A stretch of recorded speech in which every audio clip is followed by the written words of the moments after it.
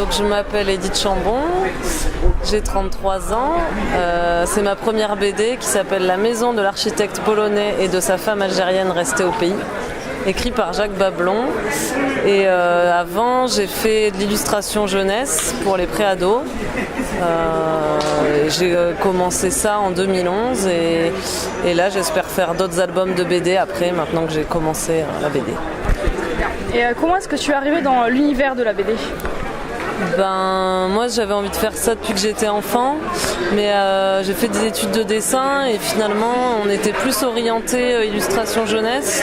Et puis tout à coup en grandissant, en me rendant compte qu'il y avait plein d'autres jeunes qui faisaient de la BD, ça m'a un peu découragée pendant un moment. Et puis finalement, une fois que j'ai quitté l'école, je me suis dit bon allez, on tente le coup. Et du coup j'ai rencontré un éditeur BD et il m'a proposé de faire un projet. Donc voilà.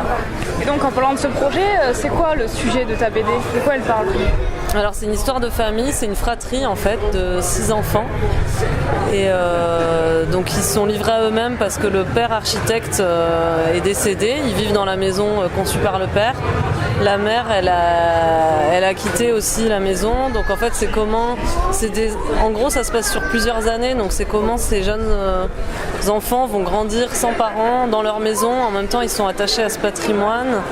Et en même temps ça pose des questions d'identité parce qu'ils sont à moitié algériens, à moitié français.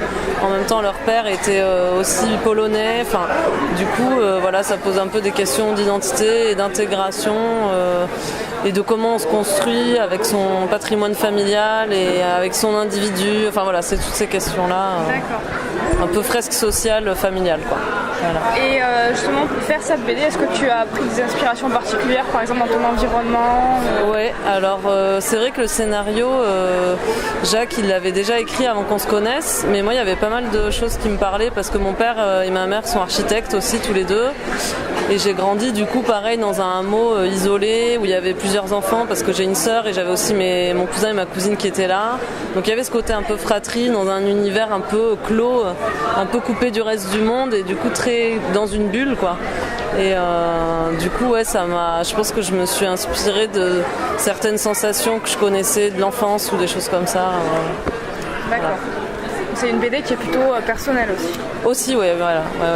Complètement. Ouais. Et est-ce que tu as un petit mot pour la fin de l'interview ?